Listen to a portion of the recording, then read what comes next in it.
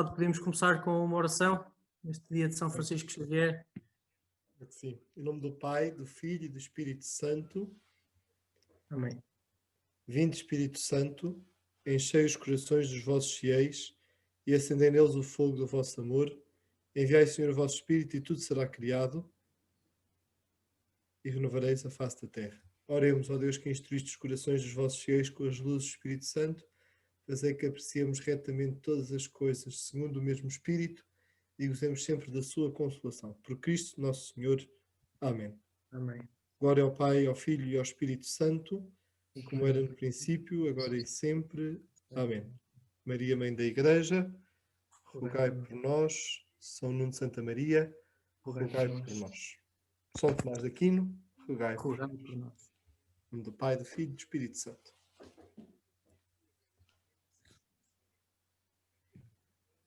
Boa noite, Sr. Padre.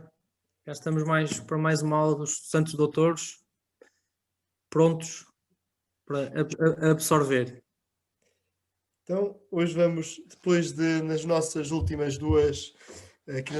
últimas conversas, falámos na anterior, na primeira, daqueles traços biográficos de São Tomás de Aquino.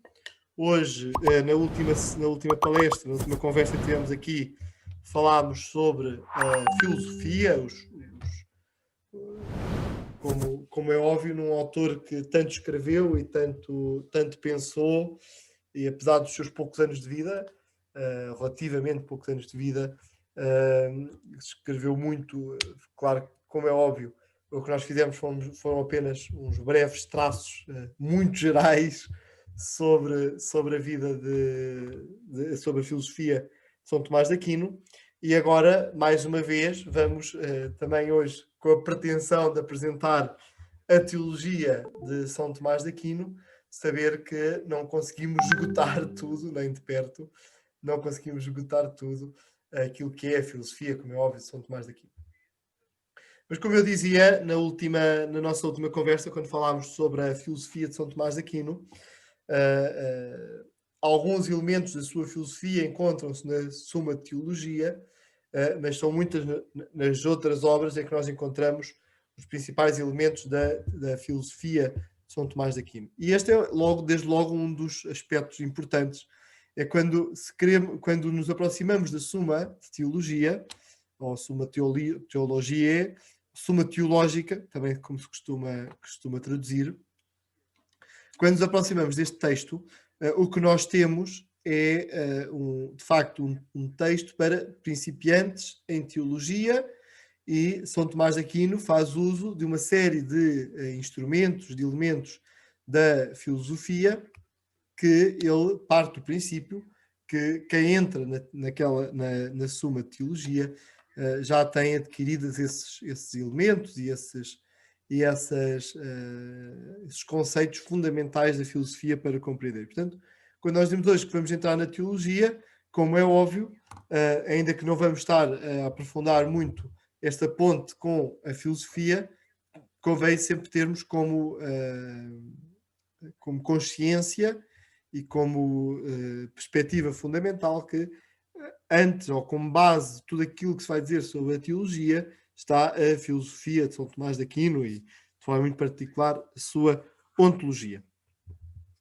Então, o primeiro ponto, ainda também introdutório, antes da teologia de São Tomás de Aquino, é perguntarmos quais são as fontes que São Tomás de Aquino usa na sua teologia, sobretudo naquilo que se pode chamar como a síntese teológica.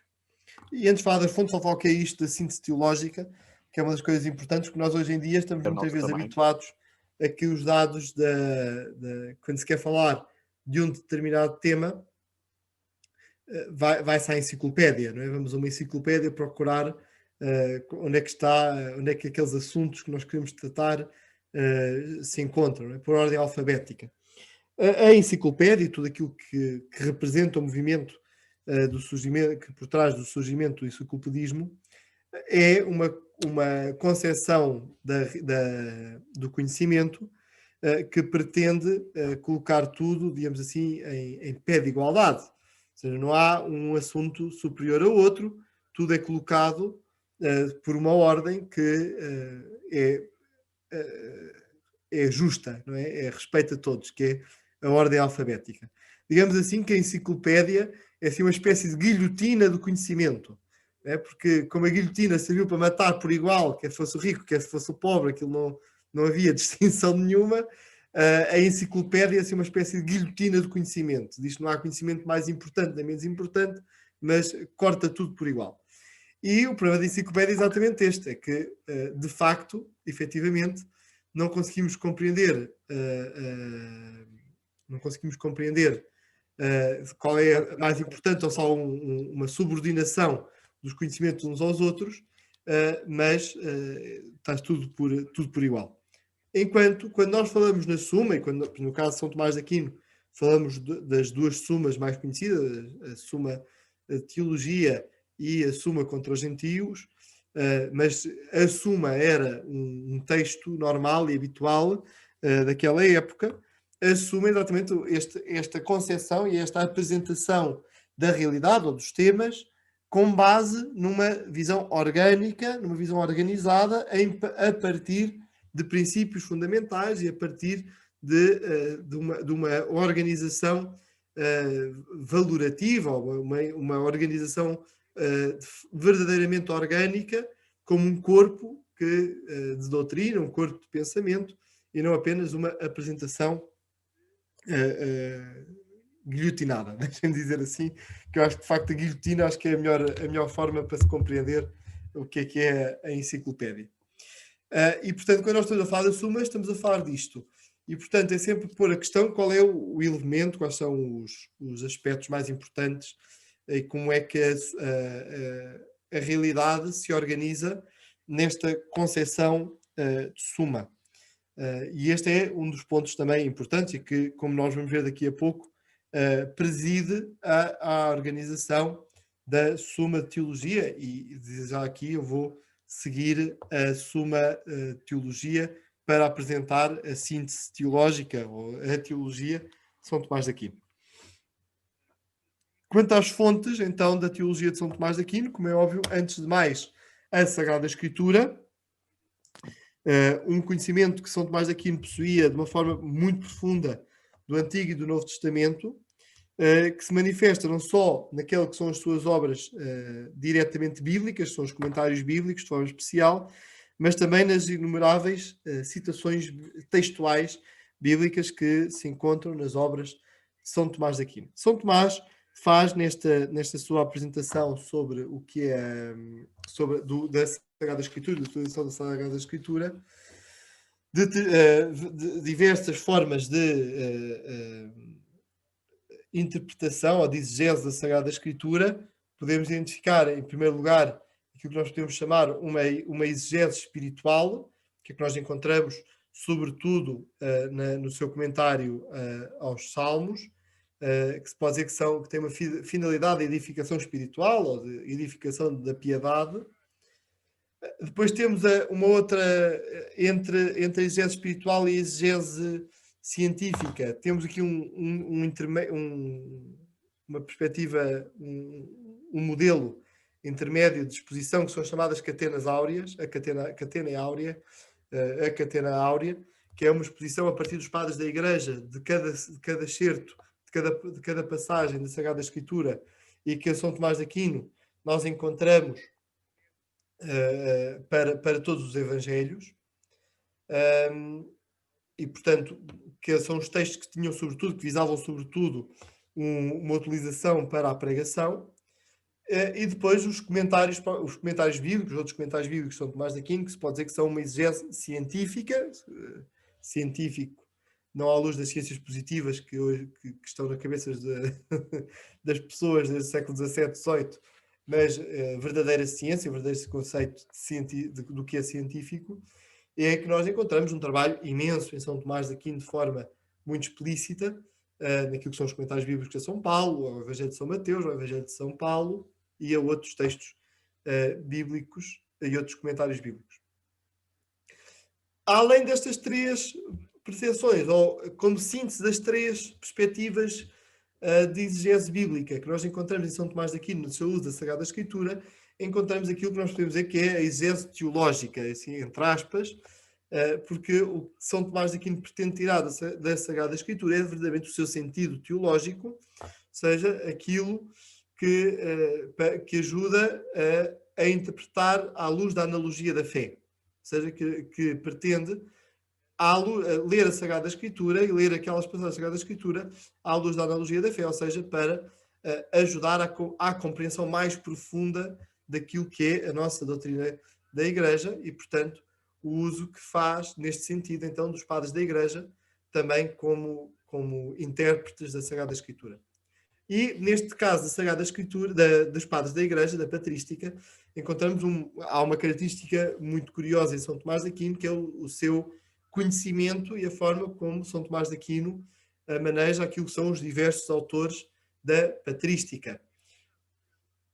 Do ponto de vista daquilo que é a patrística latina, ao nível dos outros autores contemporâneos, Santo Alberto e outros autores, e São Boaventura, outros autores contemporâneos de São Tomás de Aquino, mas um conhecimento muito grande daquilo que é da patrística grega, que não tem comparação, da forma como São Tomás de Aquino cita e maneja aquilo que é a patrística grega, sem comparação a nenhum outro autor da sua época. Não é? Portanto, São Tomás de Aquino era verdadeiramente uma biblioteca ambulante, uma biblioteca muito ampla, não é? Uma biblioteca muito ampla, que fazia, sobretudo, esta particularidade da patrística grega. Isto é um dos aspectos muito bonitos para nós compreendermos São Tomás de Aquino, não só para o compreendermos, mas também porque muitas vezes, como nós sabemos, no século XX houve uma redescoberta, digamos assim. Eu acho que muitas vezes estes termos são um bocadinho excessivos, porque tudo que seja redescobertas ou refundações, muitas vezes partem do princípio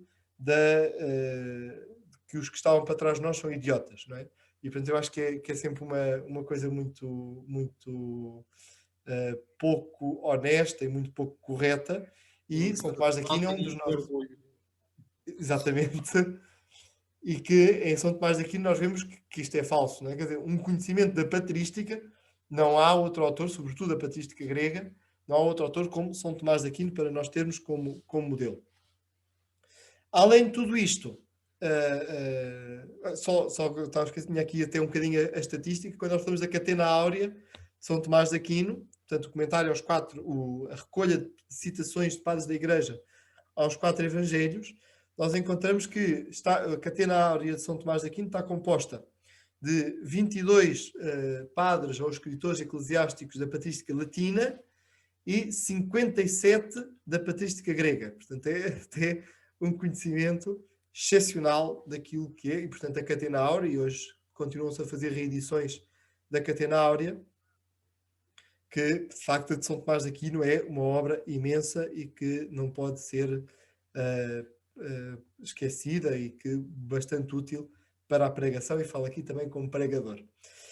Além toda das citações da patrística, nós encontramos também na teologia de São Tomás de Aquino citação a alguns teólogos anteriores, portanto já medievais, mas teólogos anteriores, Pedro Lombardo, São Vítor, Raban de Mauro, Ricardo São Vítor, Propositino de Cremona, entre outros, além também de citar alguns autores contemporâneos que, como é próprio, não se cita o nome do autor, porque eram do conhecimento da época, mas que São Tomás de Aquino também refere. Portanto, quando nós estamos aqui a expor aquilo que é a teologia de São Tomás de Aquino, estamos a ver que São Tomás está a falar numa época, está a escrever e a produzir teologia numa época de uma vivacidade extraordinária. Isto era, antes de avançar mais, já estou aqui há vários minutos ainda só na introdução, sempre aquela história dos vários investigadores que mandaram vários investigadores estudar o camelo, não é? E que os alemães, e portanto chegaram os portugueses com um volume sobre o camelo, chegaram os franceses com 3 volumes sobre o camelo, e os alemães nunca mais chegavam, até que chegam os alemães com 20 volumes e dizem isto é só a introdução. Eu estou aqui mais ou menos a fazer a mesma coisa, estou aqui na introdução e nunca mais de cá saio, e peço desculpa por isso, mas há coisas que são importantes, sobretudo para nós compreendermos a grandeza daquilo que é o pensamento de São Tomás de Aquino e sobretudo o pensamento da sua teologia à luz destes elementos. Mas só para terminar esta questão das fontes, é referir que, de facto, São Tomás usa citações do Padre da Igreja como autoridade para sustentar algum ponto. Em alguns momentos coloca várias citações em partes diferentes do tratamento de um tema teológico, de vários padres da Igreja, em autores que se contradizem, para depois ou mostrar qual é a sua preferência por um e justificar essa preferência, ou então expor a sua posição pessoal. E pronto, esta é assim a forma de agir. Qual é a autoridade indiscutível para São Tomás de Aquino? Que São Tomás cita sempre como autoridade indiscutível, e portanto não entra em crítica. São as citações do magistério, que são numerosas, nomeadamente dos concílios, e quando temos para a Cristologia o concílio de Éfeso, o concílio de Calcedónia, o segundo e o terceiro de Constantinopla, e para a doutrina trinitária, a doutrina sobre a Santíssima Trindade, a Niceia, o quarto de Cartago, o quarto de Toledo, entre os outros concílios também. Portanto, de facto, este homem eclesiástico, verdadeiramente no sentido mais profundo daquilo que nós podemos dizer, que é, de facto, o seu respeito e o seu seguir de coração e de vida a doutrina e aquilo que a Igreja propõe como verdade. Ora, quais são, assim, tentando dizer, quais são as linhas fundamentais daquilo que é o pensamento de São Tomás de Aquino e a sua teologia. Ora, eu hoje vou tentar, eu da última vez não citei muito São Tomás de Aquino, mas hoje vou procurar ir citando, portanto peço já desculpa, tenho aqui tudo marcado e tenho tudo citado, mas tenho sempre de ir ao livro. Eu vou seguir aquilo que nós podemos dizer que para os leitores portugueses é a melhor tradução que temos ao nosso alcance, que é das edições Loyola. São 9 volumes da obra, daquilo que é que sai da mão diretamente de São Tomás de Aquino na Suma Teológica. Portanto, isto é um volume, é uma edição que não possui depois aquilo que é o chamado suplementum da Suma, ou seja, o suplemento que foi São Tomás de Aquino não terminou de escrever a Suma Teológica, parou durante o Tratado dos Sacramentos. No próximo domingo vamos celebrar o aniversário desta grande experiência mística que São Tomás de Aquino teve. Foi no dia 6 de dezembro de 1273, este momento em que São Tomás de Aquino para de escrever, e para de escrever no momento em que estava na redação do Tratado dos Sacramentos da Suma Teológica. E portanto, possuímos esta edição que é boa, por vezes há alguns problemas na tradução, mas a coisa boa é que a edição é bilingue e, portanto, temos sempre o texto em latim ao lado. Como é óbvio, toda a gente lê latim e, portanto, pode-se sempre confirmar alguma nota ao lado. O latim de São Tomás de Aquino é muito, muito simples e, portanto, por vezes há algumas traduções muito más aí pela internet, algumas traduções muito más para português de São Tomás de Aquino. Como diria um especialista português, são traduções tão más que mais vale aprender latim do que estar a ler más traduções. Mas a Suma Teológica, dividida em 3 partes, sendo que a segunda está dividida em 2 partes, apresenta uma primeira questão, que digamos assim, introdutória sobre o que é a teologia, e depois diz assim no prólogo da segunda questão, que funciona como prólogo a toda a Suma Teologia. Diz São Tomás, escreve São Tomás: o objetivo principal da doutrina sagrada está em transmitir o conhecimento de Deus, não apenas quanto ao que ele é em si mesmo, mas também enquanto é o princípio e o fim das coisas, especialmente da criatura racional, conforme ficou demonstrado, portanto, na questão anterior. E continua: na intenção de expor esta doutrina, havemos de tratar de Deus, ponto 1, né? De Deus. Segundo momento, do movimento da criatura racional para Deus. E terceiro, do Cristo, que enquanto homem é para nós o caminho que leva a Deus. Portanto, temos aqui as 3 partes da Suma Teologia. Portanto, em primeiro lugar, de Deus, ou seja, de quem é Deus, enquanto unidade, enquanto trindade e na sua obra da criação. Depois a segunda parte, que é a segunda parte da Suma, como sabemos, divide-se em 2 partes. Não é? A primeira parte da segunda e a segunda parte da segunda. Prima secunda e secunda secunda, como se costuma dizer, que descreve o movimento da alma da criatura racional para Deus, ou seja, como é que o ser humano caminha, põe-se a caminho para Deus e para o encontro com Deus.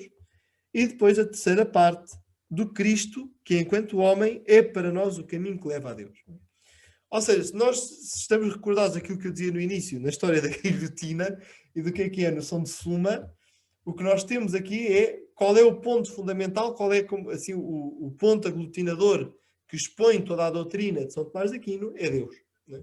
E se nós estamos recordados, quando penso que foi aqui na nossa conversa sobre já não sei se foi da filosofia, se foi da biografia de São Tomás de Aquino, que ele, já jovem, muito, ainda em Monte Cassino, perguntava sempre aos mestres, quem é Deus? Quem é Deus? Esta foi sempre a sua questão.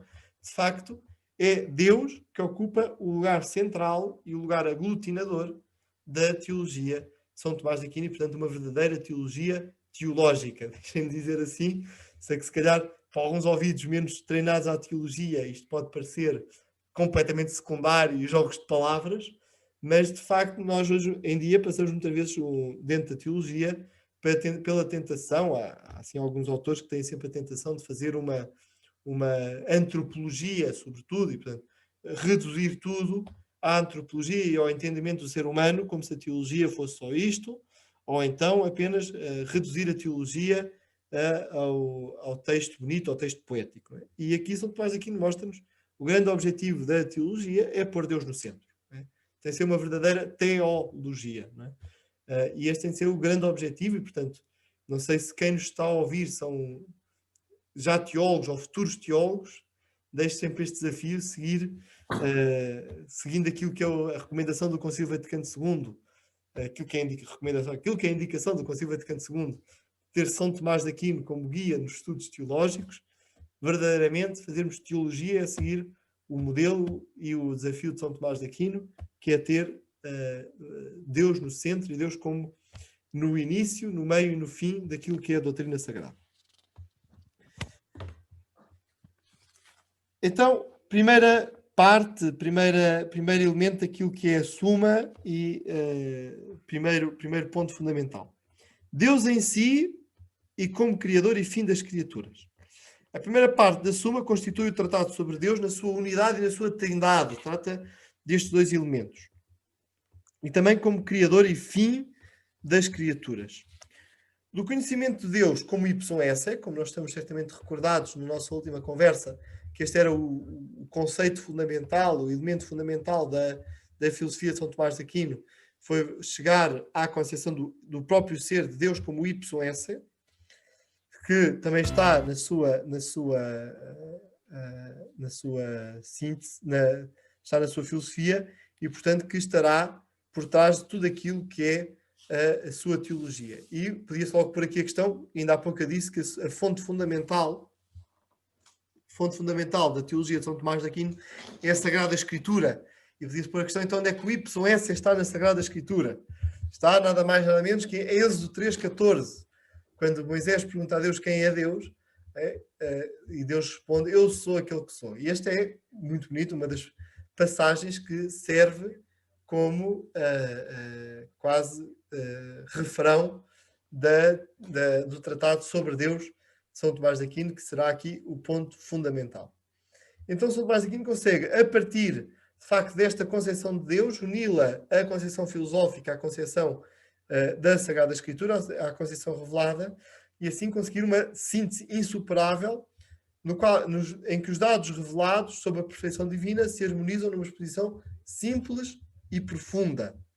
Deus é o ser, e daqui deriva tudo aquilo que é, segundo o nosso modo limitado de conhecer, o que em si é simples e infinito. E daqui se reúne toda a perfeição de Deus. Né? E depois daqui deriva depois todos os tratados da bondade, da infinitude, da imensidade, da imutabilidade, da eternidade e da unidade de Deus. Portanto, na primeira parte, das questões 3 a 11, São Tomás de Aquino. Mas sempre com esta consciência que o conhecimento de Deus é um conhecimento analógico. E este termo da analogia é um termo fundamental para nós compreendermos a teologia no seu conjunto e para nós compreendermos os limites da própria forma de falar sobre Deus. Porque o sentido analógico, e depois não vou estar aqui a entrar agora nos vários modos de analogia que há para a teologia, mas o sentido analógico parte sempre desta concepção de que há uma semelhança com uma dissemelhança maior. E é aqui que nós encontramos a melhor fundamentação daquilo que é o conceito de Deus em São Tomás de Aquino. Porque só se percebe verdadeiramente o que é esta semelhança com uma dissemelhança sempre maior à luz da concepção do YS. Ou seja, daquela distinção fundamental que há entre a criação, entre aquilo que é criado, as coisas que existem, e o próprio Deus. E é neste ponto fundamental que nós podemos então compreender aquilo que é o conhecimento para nós, não é? Ou seja, o conhecimento de Deus em si mesmo e depois o conhecimento para nós. Que não é um falso conhecimento ou uma sombra, mas é verdadeiro conhecimento, ainda que limitado àquilo que é a própria capacidade do ser humano. É muito bonito aqui questão 13, artigo 1. Questão 13, artigo 1. É a questão em que São Tomás de Aquino trata dos nomes divinos e, portanto, a questão 12 e a questão 13 são as fundamentais para nós compreendermos o que São Tomás de Aquino entende por analogia e diz então na resposta. Bem, deixa-me só aqui abrir que eu posso começar aqui a falar de conceitos e da estrutura das questões da Suma e que quem nos está a ouvir, se não estiver familiarizado com a estrutura da Suma e com a estrutura de São Tomás de Aquino, mas eu penso que já numa das nossas conversas anteriores falei, mas só recordar. Portanto, São Tomás de Aquino divide, como já vimos, a Suma em 3 partes. Cada parte divide-se em questões e cada questão divide-se em artigos. E cada artigo começa com um enunciado em que São Tomás de Aquino dá a resposta contrária àquilo que ele vai defender, de forma geral. Põe as respostas daquilo que são as objeções, ou seja, aquilo que são os argumentos que defendem contrários àquilo que é a sua posição pessoal. Depois coloca a autoridade que justifica e que fundamenta a sua posição e depois dá a sua resposta. E depois responde às objeções anteriores. Portanto, isto é uma dança muito bonita do pensamento de São Tomás de Aquino, mas de facto é uma dança que estrutura o pensamento. E, portanto, o que eu vou ler agora é o corpo de resposta do argumento que São Tomás de Aquino desenvolve pelas suas palavras para a questão, e aqui a questão era se a Deus há algum nome que lhe convenha, né? Se há algum nome que convenha a Deus. Então, diz São Tomás de Aquino, escreve São Tomás de Aquino: foi demonstrado acima que Deus, durante esta vida, não pode ser visto por nós na sua essência. Mas nós conhecemos-lo a partir das criaturas segundo a relação de princípio e pelo modo da excelência e da negação. Isto são concepções da analogia, não vale a pena estar agora aqui a explaná-las com mais atenção. Mas continua. Por conseguinte, podemos nomeá-lo a partir das criaturas, não porém a tal ponto que o nome que o significa exprima a essência divina tal qual ela é, como o nome homem exprime por significação a essência do homem, conforme ele é, pois significa a sua definição que leva a conhecer a sua essência. Ou seja, estes nomes que não contêm a realidade, mas apontam, indicam a realidade, e daqui nós podemos chegar então àquilo que estamos a significar a respeito de Deus. Não é? E este é o sentido mais profundo da analogia. Com efeito, a razão significada pelo nome é a definição. Não é? Então, a analogia serve aqui como que fosse uma ponte de ligação, uma ponte que conecta aquilo que é o nosso conhecimento à realidade. E a analogia tem, sim, então, este lugar fundamental para a compreensão para o desenvolvimento do discurso teológico. Eu penso, já me recordo se falei aqui na nossa última conversa, mas na contemporaneidade o autor fundamental que expôs isto foi Erich Prizvara.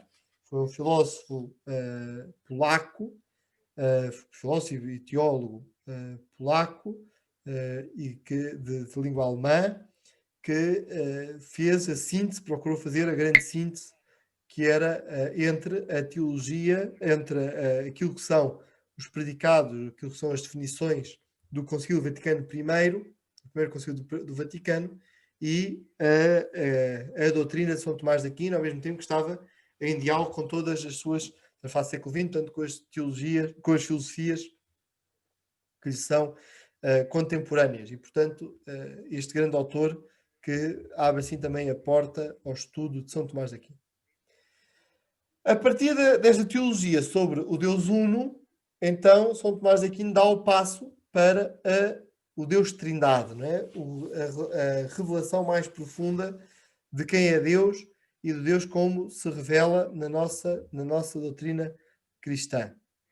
E ele toma a chamada analogia psicológica, que já tinha sido emprego por Santo Agostinho, e daqui desenvolve a questão dedicada às processões, que é a questão 27 da Suma. Agora é uma das passagens mais belas, não vou agora aqui pegar em nenhum momento em concreto, mas recomendo a leitura, toda a questão 27, sobre as processões divinas, que é dos textos mais preciosos da teologia e, portanto, tudo aquilo que desenvolve, depois também a questão das missões, aquilo que é a nossa teologia fundamental, a nossa teologia trinitária, que se encontra em São Tomás de Aquino de uma forma uma forma excepcional, e que encontramos hoje um autor, para quem quiser aprofundar, quem nos vir, quiser fazer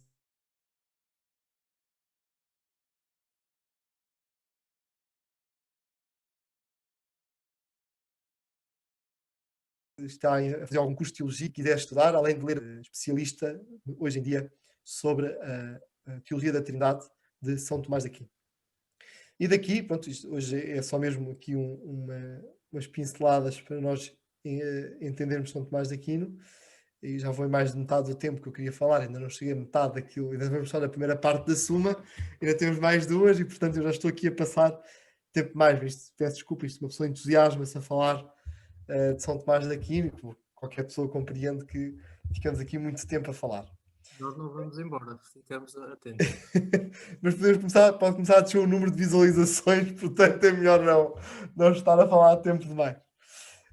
Chegamos aqui então, portanto, Deus Uno, Deus Trino, Deus Criador. Portanto, ainda a primeira parte da Suma, a definição sobre o desenvolvimento da doutrina da criação e, portanto, a causalidade divina, onipotente e livre do ser enquanto tal. Não é? Ou seja, Deus que causa o ser e desenvolve toda a doutrina, então, daquilo que é a criação e o começo absoluto do tempo, que exclui a ideia de uma criação eterna. Isto aqui em diálogo, depois seria aqui interessante compreender como São Tomás de Aquino aqui supera e como elabora a partir de Aristóteles e de outros autores, mas também não vale a pena estarmos aqui a expor a questão do mal e depois o tratado sobre as várias criações, os anjos, as criações corpóreas, e depois o homem como a coroa de toda da criação. O desenvolvimento da causalidade divina, por um lado, a natureza de cada criatura é vista na perspectiva de Deus como causa exemplar. Isto, recordando aquilo que eu dizia no início, São Tomás de Aquino verdadeiramente põe Deus no centro da teologia e, portanto, quando elabora a criação, coloca toda a criação em relação com Deus, e depois começa as suas operações sob a luz da causalidade divina eficiente e final. E, portanto, aquilo que vai eliminar depois a doutrina da providência. Assim, o estudo das criaturas faz-se até ao seu destino eterno sobrenatural e, portanto, absolutamente gratuito, com uma gratuidade diversa e nova a respeito da primeira gratuidade da criação da ordem natural. Não é? E este é um dos passos muito bonitos, que é, de facto, esta dimensão da gratuidade, que depois vamos ver mais à frente, vai ser assim como que uma linha constante de toda a Suma, que está no início, está para justificar a doutrina da criação e depois estará também na doutrina da redenção. Porque eu não quero ser um spoiler, deixo que chegamos lá. Sei que já está toda a gente muito entusiasmada para chegarmos ao Tratado de Cristo, mas ainda temos aqui a segunda parte. Mas eu aqui, antes de passarmos para a segunda parte da Suma, há um outro assunto que eu queria trazer, que e aqui, pronto, se tivessem convidado outro teólogo diria outras coisas, convidaram-me a mim, portanto eu vou sublinhar um aspecto que, a meu ver, é fundamental no pensamento de São Tomás de Aquino, porque serve como chave ordenadora do seu pensamento e para nós compreendermos melhor aquilo que é a sua doutrina, que é o princípio de predileção, que é muitas vezes discutido, que alguns autores não gostam do princípio de predileção, mas, a meu ver, o princípio de predileção é fundamental porque, como eu dizia há pouco, se a noção de ipsum esse é muito importante para nós compreendermos quem é São Tomás de Aquino e para nós percebermos a doutrina tomista, o princípio de predileção é a aplicação à doutrina da providência, ou melhor, é a melhor síntese que aplica à doutrina da providência aquilo que é a doutrina do ipsum esse, portanto, Deus como o próprio ser. Então, tomo nós nunca devemos fazer publicidade aos nossos livros, não me parece muito correto, mas eu vou aqui seguir um livro da minha autoria, que é A Caridade Divina em São Tomás de Aquino, uma exposição a respeito do comentário ao Evangelho de São João, em que cito aqui São Tomás, que diz: só o bem é amável. E o bem está relacionado com o amor em dois sentidos: como causa do amor ou como causado pelo amor. Em nós, ou seja, em nós, no ser humano, o bem causa o amor. Com efeito, a causa de nós amarmos alguma coisa é a sua bondade, a bondade nessa coisa. Porque algo é bom, nós gostamos dessa coisa.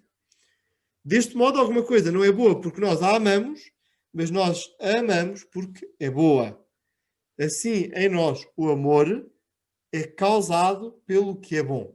Isto para nós. Mas continua São Tomás. Mas isto é diferente com Deus, porque o amor de Deus, por si mesmo, é a causa da bondade nas coisas que são amadas.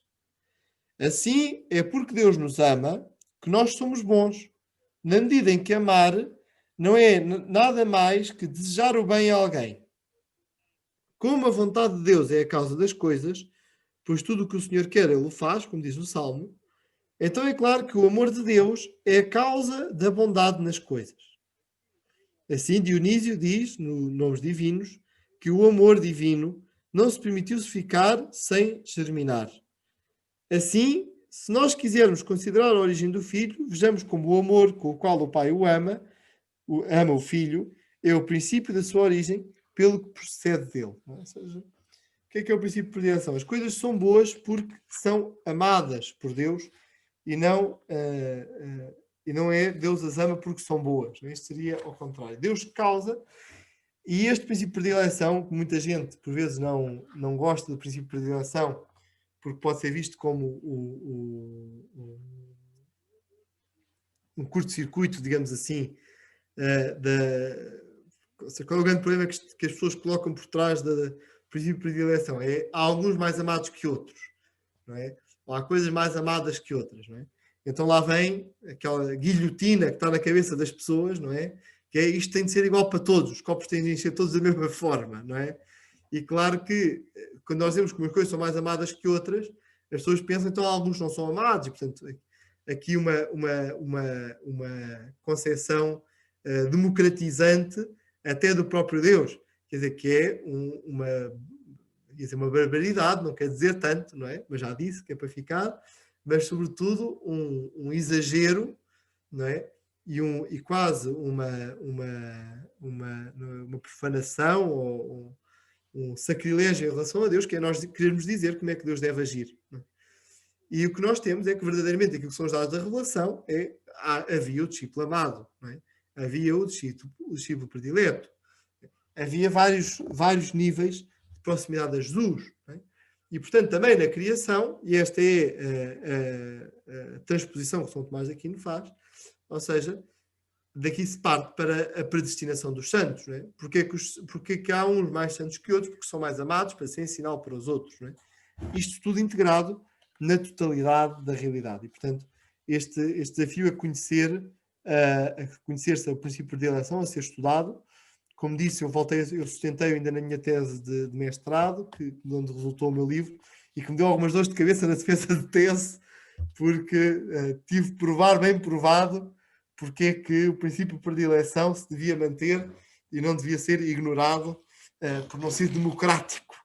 E, portanto, aqui esta necessidade de voltarmos ao princípio de predileção. São mais aqui na Suma, tratam, mas não de forma tão elaborada, encontramos o princípio de predileção mais elaborado e mais aprofundado noutras obras, nomeadamente, é o grande texto onde é elaborado o princípio de predileção, é no comentário ao Evangelho de São João, que fica como desafio de leitura. Quem não quiser ler a Suma, porque é muito grande, tem 2.100.000 palavras, tem o comentário de São João, que tem 600.000 palavras, portanto, verdadeiramente muito mais pequeno, e, portanto, qualquer pessoa, claro, como é óbvio, consegue ler o comentário do Evangelho de São João. Segundo momento da Suma, e perco-me a falar. Segundo momento da Suma, que é, então, a alma, o movimento das criaturas racionais para Deus, ou seja, o caminho que o ser humano pode fazer para chegar a Deus. E, portanto, temos na prima secunda, a prima secunda e na segunda secunda, ou seja, a primeira da segunda e segunda da segunda, portanto, a segunda parte está dividida em dois momentos. Encontramos o estudo da atividade espiritual do homem, criado à imagem e semelhança de Deus, pela qual há de voltar a Deus. E, portanto, a segunda parte é, se na primeira parte nós vimos Deus, Deus um, Deus trino e Deus criador, ou seja, Deus que cria o homem, cria tudo e cria o homem, a segunda parte é como é que o homem, então, regressa, faz este caminho de regresso a Deus. E é muito curioso ver aqui um princípio fundamental, mais uma vez fica o desafio para quem nos acompanha, se temos algum futuro teólogo em quem nos acompanha, e sobretudo se for algum futuro teólogo de moral, a ter isto como objetivo, é que verdadeiramente esta segunda parte da Suma, que muitas vezes é lida apenas como o Tratado da Moral de São Tomás, ou o Tratado das Leis, é também o Tratado da Graça. Ou seja, tudo aquilo que é a segunda parte da Suma, que é, digamos assim, então muitos elementos da moral, está sempre dependente da dogmática. Portanto, não há moral sem dogmática.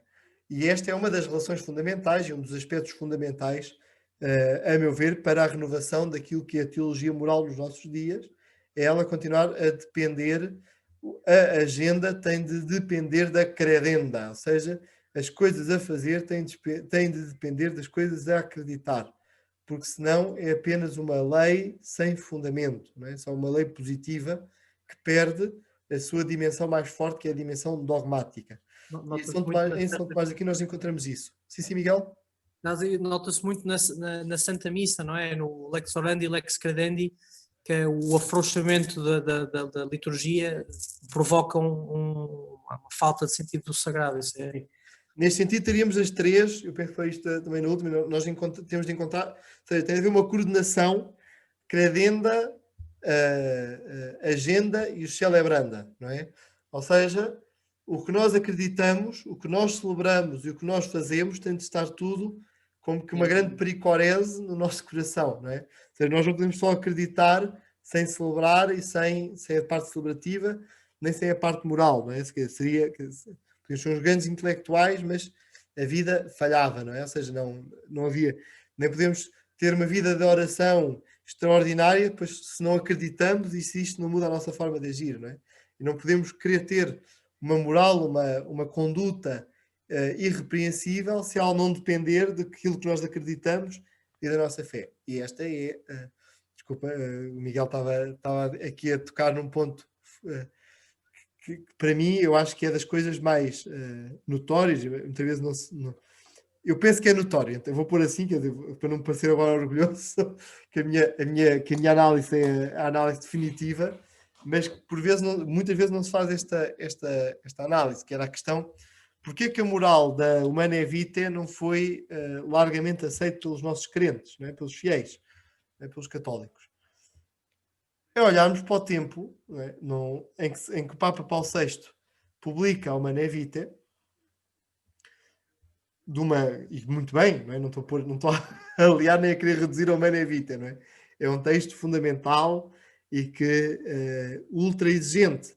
Mas os fiéis que receberam, não é? Ou seja, os leigos casados que receberam a Humanae Vitae para viverem, né?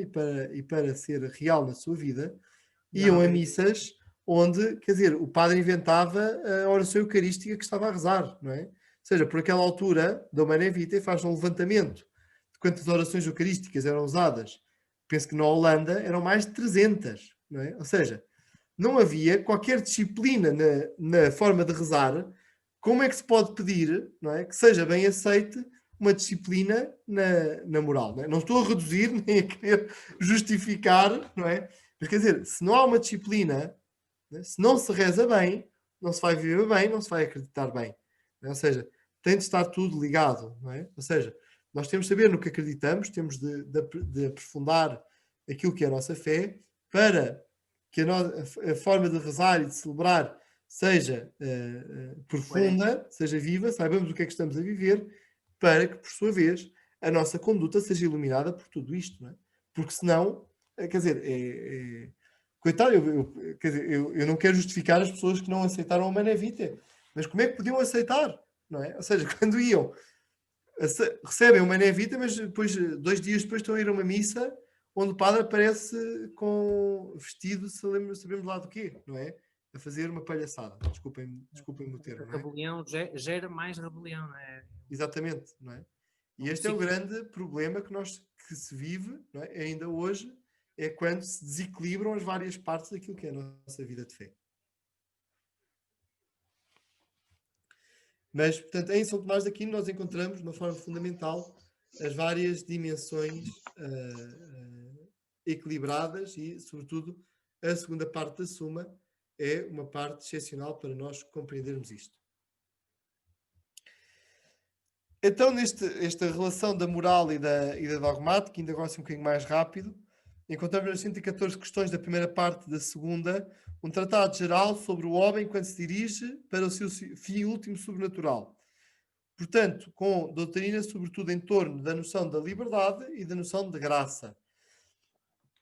E este é, assim, dos passos estruturais daquilo que é a compreensão da moral e do homem que São Tomás de Aquino desenvolve. Mediante deste estudo ainda, então, a noção das paixões, que permite valorizar o mútuo influxo entre a alma e o corpo na atividade humana. E aqui eu queria citar, queria ler-vos aqui uma passagem da Suma também. Portanto, agora já dou-te o volume. E, exatamente. Em que era se a eleição, a escolha, é um ato da vontade ou da razão. Portanto, primeira parte da segunda, questão 13, artigo 1. Diz, então, no corpo da resposta. O termo eleição, escreve São Tomás de Aquino, implica algo que pertence à razão ou ao intelecto e algo que pertence à vontade. Quando duas coisas concorrem para constituir uma delas é formal com relação à outra. Assim, dizemos ser o animal composto de alma e corpo, mas não dizemos que é corpo em si mesmo, nem só alma, mas as duas coisas. O mesmo se dá com a eleição. Deve-se considerar nos atos da alma que o ato, que é essencialmente de uma potência ou hábito, recebe a forma e a especificação de potência ou de hábitos superiores, uma vez que o inferior é ordenado pelo superior. Secundum quod ordinator inferius a superiori. Uma vez que o inferior é ordenado pelo superior. Se algum ato da fortaleza é realizado pelo amor de Deus, ele é materialmente da fortaleza, mas formalmente da caridade. E depois continua São Tomás. É claro, pois, que a razão precede de algum modo a vontade e ordena o seu ato. Uma vez que a vontade tende para o seu objeto seguindo a ordem da razão, porque a potência apreensiva apresenta à apetitiva o seu objeto. Não é? Ou seja, esta síntese, digamos assim, na estrutura daquilo que é o ato humano, entre a razão e a vontade. Não é? Este é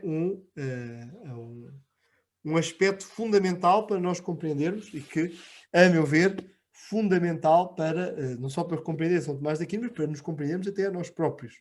Né?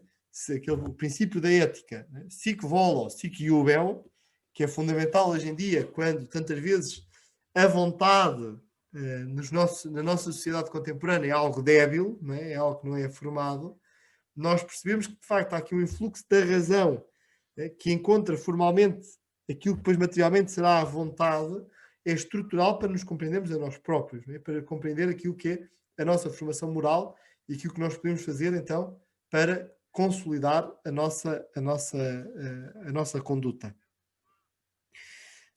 E São Tomás de Aquino, então, depois também falando de outros temas, e sobretudo depois o grande tratado das virtudes, que podemos dizer é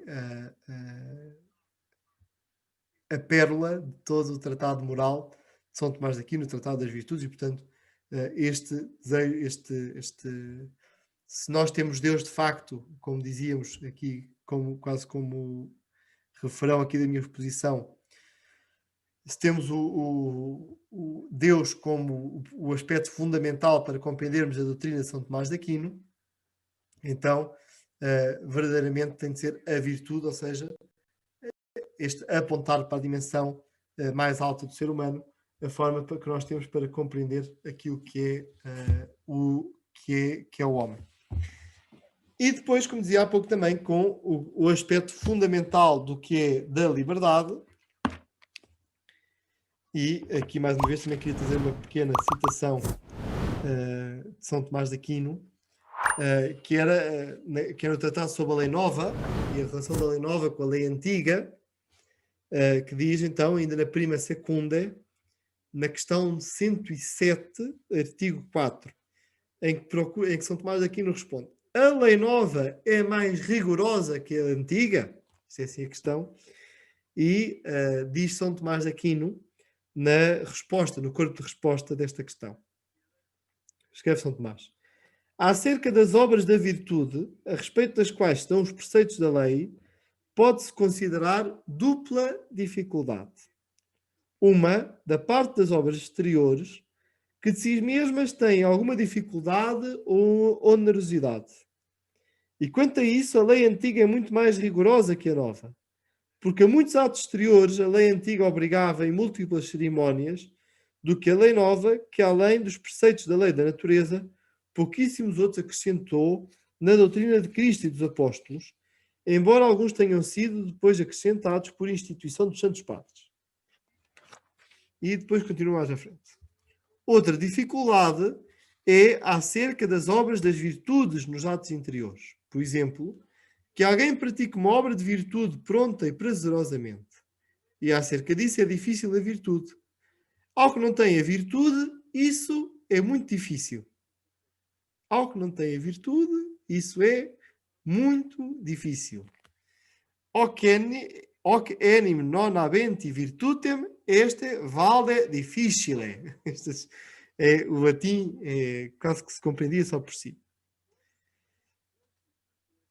Mas torna-se fácil por meio dela, ou seja, por meio da virtude. E quanto a isso, os preceitos da lei nova são mais onerosos que os preceitos da lei antiga, porque na lei nova são proibidos os movimentos interiores do espírito, os quais expressamente não eram proibidos na lei antiga em todos os casos, embora o fossem alguns. Nesses, porém, ao objeto de proibição não se impunha a pena. Isso, contudo, é dificílimo ao que não tem a virtude. Os preceitos da lei nova são mais onerosos que os preceitos da lei antiga, porque na lei nova são proibidos os movimentos interiores do espírito. Ou seja, esta dimensão interior, né, que é introduzido por Cristo na compreensão daquilo que é o ser humano e daquilo que é a sua ação moral, a sua conduta moral, é fundamental e é muito bonito este ponto para nós percebermos a importância da lei nova e, sobretudo, para compreendermos como São Tomás de Aquino depois elabora de forma especial na lei nova a ação do Espírito Santo na alma. Mas já vou com 1 hora de conversa e, portanto, vamos entrar agora na nossa terceira parte. Portanto, primeira parte, Deus em si mesmo e Deus Criador. Segunda parte, como é que o homem vai para Deus. E terceira parte, Cristo como caminho para Deus. Não é? Que é a terceira parte, que é algo que São Tomás de Aquino não concluiu e que foi concluída depois, então, pelo seu discípulo, secretário e amigo, Reginaldo de Piperno. Trata, por um lado, de Cristo em si mesmo, a terceira parte da Suma, trata de Cristo em si mesmo, ou seja, a união das duas naturezas, a divina e humana, na pessoa do Verbo, e de Cristo Redentor e caminho, enquanto homem, para chegar a Deus. Okay? Portanto, o Tratado da Redenção, e unido ao Tratado da Redenção, então, os sacramentos como presença salvífica e continuação no tempo dos mistérios da vida de Cristo, e a consumação final, ou escatologia, são, então, tudo ligado então à redenção, são os temas que, então, é apresentado. O motivo dominante de toda a parte é, desta terceira parte, é a divindade de Jesus Cristo, que surgirá, então, como fundamento e como estrutura de tudo aquilo que é o que São Tomás de Aquino vai dizer. E sobre a dimensão da encarnação, e para terminar, só aqui ler-vos uma passagem também muito, muito bonita e muito fundamental para nós compreendermos a doutrina. E, portanto, São Tomás de Aquino, logo na primeira questão da terceira parte, expõe sobre a necessidade, conveniência da encarnação. Foi conveniente que Deus encarnasse? E responde São Tomás, também no corpo de resposta. O que convém a cada coisa é o que lhe cabe segundo a razão da sua própria natureza. Assim como ao homem convém raciocinar, pois isso lhe convém enquanto é racional segundo a sua natureza. Ora, a natureza própria de Deus é a bondade. Logo, tudo o que pertence à razão do bem convém a Deus. Ora, pertence à razão do bem comunicar-se aos outros, como também deixa claro Dionísio. Donde é próprio da razão do sumo bem comunicar-se à criatura do modo mais excelente. O que é feito em grau sumo quando une a si a natureza criada, de modo que resulta uma pessoa de 3 princípios, o verbo, a alma e a carne, como diz Agostinho. Logo é claro que foi conveniente Deus se encarnar. Pertence à razão do bem comunicar-se aos outros. Não é? Vocês estão recordados há pouco, quando nós estávamos a ver o que era a criação, não é? Deus que cria, não é? E Deus que cria como expressão da sua bondade e como tudo está em relação a Deus, encontramos mais ou menos agora aqui, não é? Como que destes princípios percorrem toda a doutrina de São Tomás de Aquino. O que é que justifica a encarnação? Mais uma vez, o bem que se expande. E Deus, então, encarna, é conveniente que Deus encarne para expandir o sumo bem, que é Ele próprio. Não é? E, portanto, é muito bonito ver como, assim, uma linha que percorre toda a doutrina de São Tomás de Aquino e que lhe dá, assim, sustento e confirmação.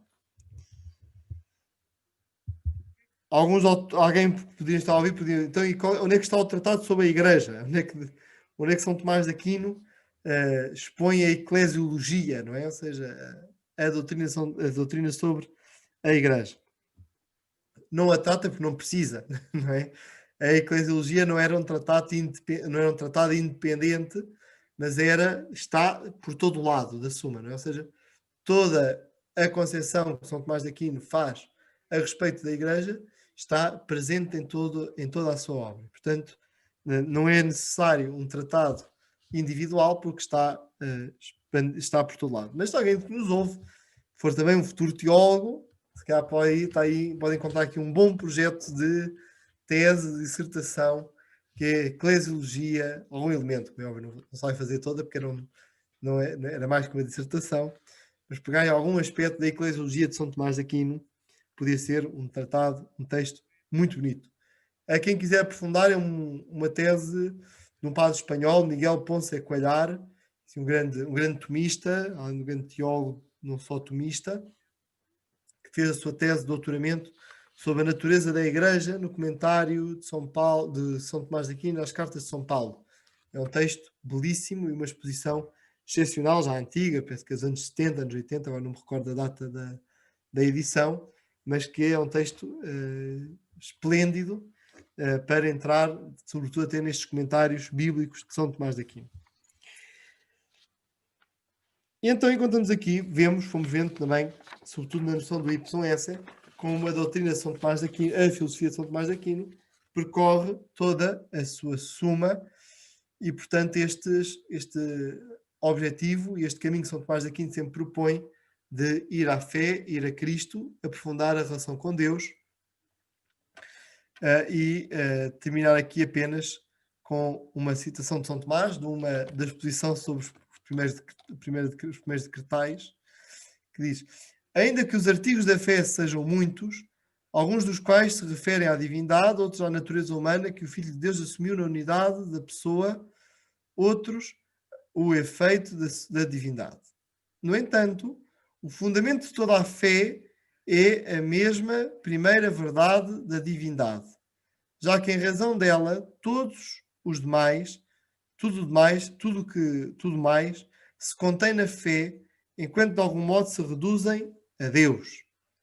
Daí que o Senhor diz aos seus discípulos: acreditai em Deus, acreditai também em mim. Dando assim a entender que se crê em Cristo, enquanto é Deus, principalmente como fé sobre Deus. Encontramos aqui então, mais uma vez, e para terminar, como a questão do jovem São Tomás de Aquino, da criancinha São Tomás de Aquino, antes dos seus 14 anos, que perguntava ao mestre: quem é Deus? Quem é Deus? Esta vai ser a questão fundamental que percorre também toda a teologia de São Tomás de Aquino. Quem é Deus? Como ir para Deus e como vimos para Deus?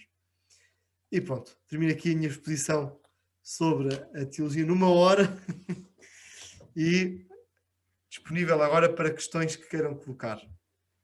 Missão cumprida, bem cumprida. Temos já aqui algumas, vou fazê-las em sequência.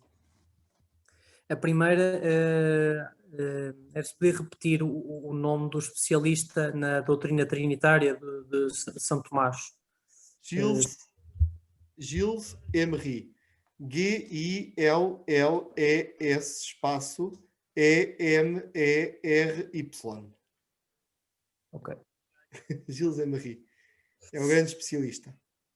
A segunda vai-nos tomar mais algum tempo, mas acho que vai valer muito a pena. O seu padre referiu, que já tinha referido, o tema de mestrado era sobre a predileção, o princípio de predileção. O seu padre pode-nos explicar um bocadinho melhor para quem não tem background de teologia.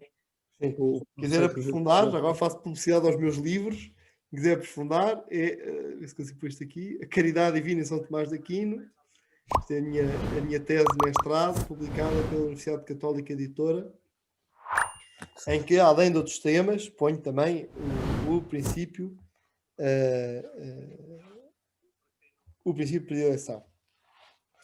Então, o que é o princípio de predileção?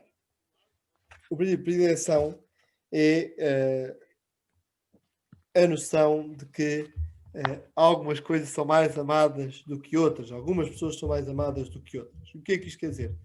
Quer dizer que Deus ama pessoalmente, não é? Ou seja, isto é um dos pontos da revelação a respeito de Deus, é que Deus não ama em genérico, não é? Mas Deus ama pessoalmente. E, portanto, amando pessoalmente, ama cada um de forma particular e de forma pessoal. E isto faz com que Deus ama a todos, como é óbvio, porque São Tomás de Aquino também depois usa sempre como refrão da sua doutrina sobre a predileção a passagem do livro de Sabedoria 11:24: Senhor, tu amas todas as coisas, porque se não as amasses deixariam de existir. Isto é assim, sempre como refrão, ou seja, Deus ama tudo, não é por amar mais uns que outros que vai haver alguns que não são amados, não é? Isto é importante termos consciência. Mas o que é o princípio de predileção é, deste princípio, saber a perfeição das coisas não é algo que surge pelas próprias coisas, como se viesse do acaso, mas parte do próprio amor de Deus. Não é? As coisas são boas porque são amadas por Deus. E, portanto, é neste intento, neste projeto de São Tomás de Aquino, de tudo fazer depender de Deus, não ser só as coisas que existem, não é? Como se fosse as coisas existissem apenas como aquilo que costuma dizer, o piparote inicial, não é? Deus amou tudo quando deu assim o empurrão do Big Bang e tudo passou a existir, não é? Mas tudo existe sustentado na própria vontade de Deus. E se tudo existe na própria vontade de Deus, as coisas são boas, não por acaso, não porque têm um esforço moral, pessoal, mas porque Deus possibilita. E esta distinção fundamental que São Tomás de Aquino introduz. E o princípio de predileção é exatamente isto. A bondade das coisas é causada por Deus. Ou seja, quando nós amamos uma coisa boa e quando alguma coisa boa nos atrai, nós não devemos prender o nosso coração à coisa boa que nós temos diante de nós, mas devemos fazê-la, remetê-la para Deus e elevá-la para Deus. E este é o sentido fundamental daquilo que é o princípio de predileção, que depois tem o seu correlato depois na antropologia, que é chamada doutrina da predileção dos santos, ou seja, os santos são aqueles que são mais amados, por isso são mais perfeitos, são mais santos, e por isso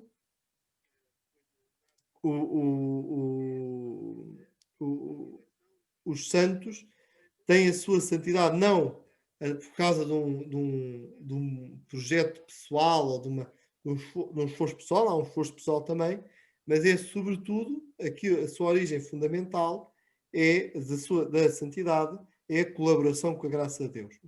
E este é assim, em poucas linhas, o princípio de predileção. Está aqui a ver se eu tinha aqui uma outra citação.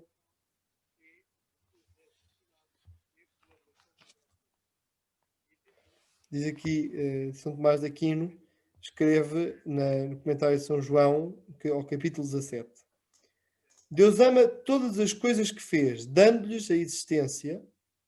Acima de tudo, ele ama o seu Filho único, a quem deu a sua inteira natureza pela geração eterna. De um modo médio, ele ama os membros do seu Filho único, isto é, os fiéis de Cristo, dando-lhes a graça pela qual Cristo habita em nós. Não é? Aqui é muito bonito, parte da própria Trindade, não é?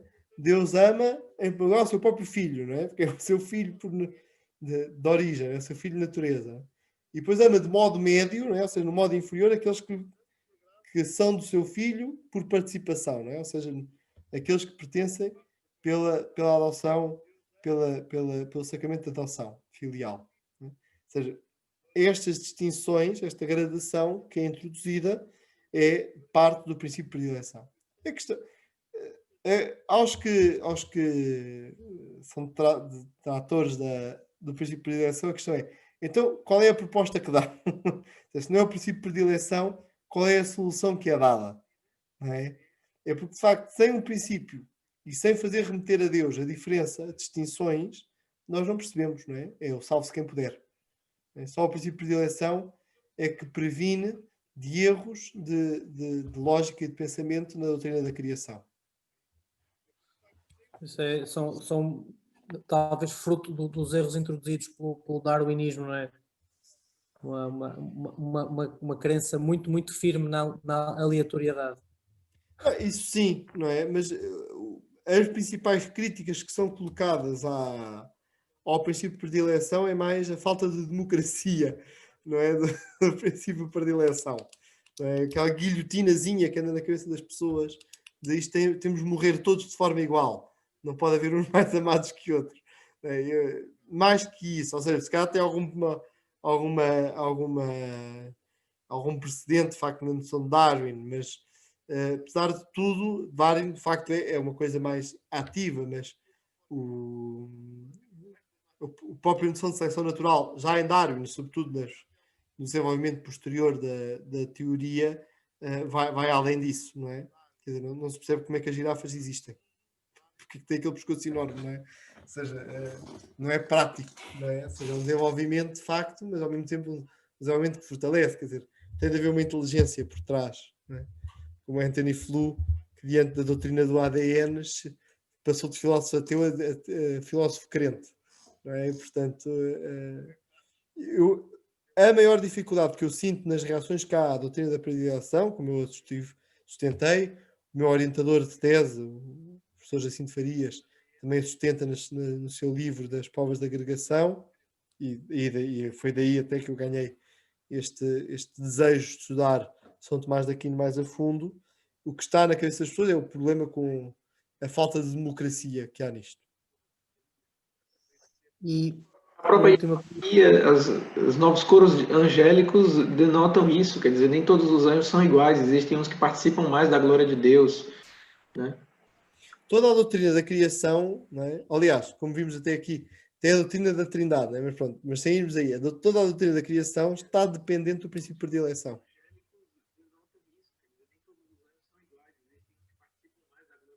E temos aqui a última pergunta, não sei se o Frederico quer fazer esta pergunta, que é mais versado em metafísica, mas eu vou tentar fazer.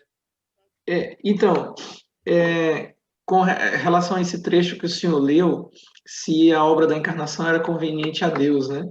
Aí, então, enquanto o senhor estava lendo, eu estava meditando, raciocinando, e me ocorreu essa questão, quer dizer, como Deus é o sumo bem e compete ao bem dar-se, comunicar-se, então, desse ponto de vista, Deus não poderia ter deixado de criar o mundo, já que ele não pôde deixar de amar.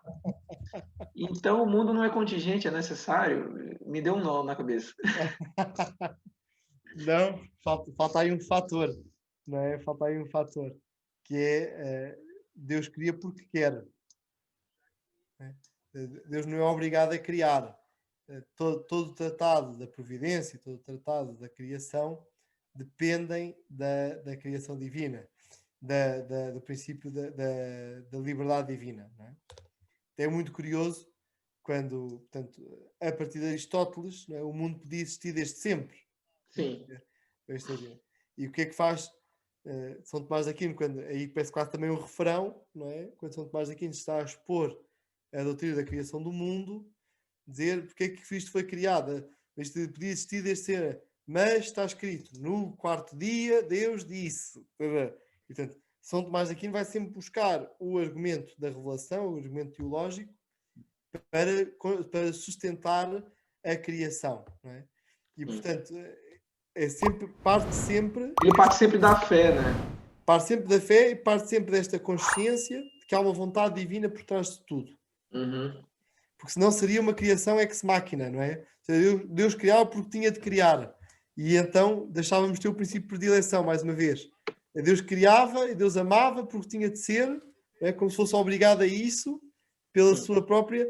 Mas isso seria um avanço, seria quase uma noção hegeliana da história. Não é? Ou seja, as coisas avançam porque avançam, não é? Quer dizer... para o mundo avançar, as pequenas flores brancas têm de ser esmagadas. Isto era um movimento, não é? Porquê? Porque faltava a noção do Deus pessoal, não é? Que a nossa fé cristã introduz. Portanto, é um elemento da liberdade de Deus aí. Totalmente. Isto é o ponto fundamental para compreender isso, é a liberdade divina. Uhum. Ok. Então, o padre só letrar de novo o nome do autor que trabalha o conceito de igreja na obra de Santo Tomás a partir dos comentários a São Paulo?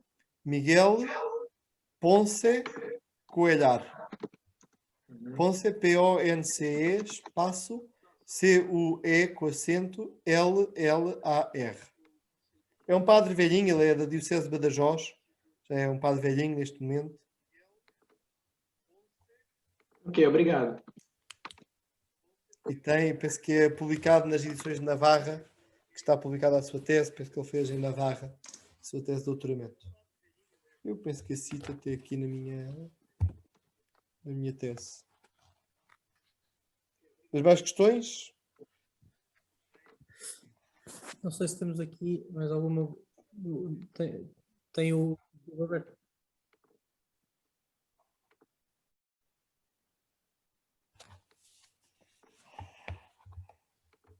Ou fui muito claro, ou foi muito confuso. Acho que não há questões, só há duas hipóteses.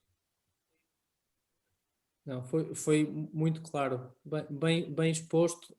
Nossa cabeça já está nas sugestões de leitura subsequentes. Ou somos muito ignorantes e aí a gente não sabe fazer pergunta. É o meu caso. E aguardamos o senhor padre para futuramente, no futuro próximo, espero, dar continuidade à Santa Catarina de Sena, conforme prometido. E vamos ter aqui o padre Tiago Pereira, não é isso, Miguel?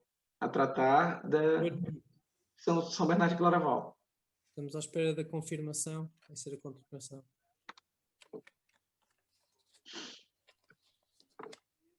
Também fez tese de mestrado sobre São Bernardo. No caso, creio que foi sobre os títulos de Nossa Senhora na obra de São Bernardo de Claraval. Quem é que é o padre? Não consegui perceber o nome. Tiago Ribeiro Pinto. Ah, certo. Muito bem. Muito bem, então, não havendo mais questões, cá terminamos. Uma Ave Maria e a benção, se puder ser. Em nome do Pai, do Filho e do Espírito Santo. Amém. Ave Maria, cheia de graça, o Senhor é convosco. Bendita sois vós entre as mulheres. Bendito é o fruto do vosso ventre, Jesus. Santa Maria, Mãe de Deus, rogai por nós, pecadores, agora e na hora de nossa morte. Amém. Abençoe-vos Deus Todo-Poderoso, Pai, Filho e Espírito Santo. Amém. Uma santa noite para todos e até à próxima. Santa noite.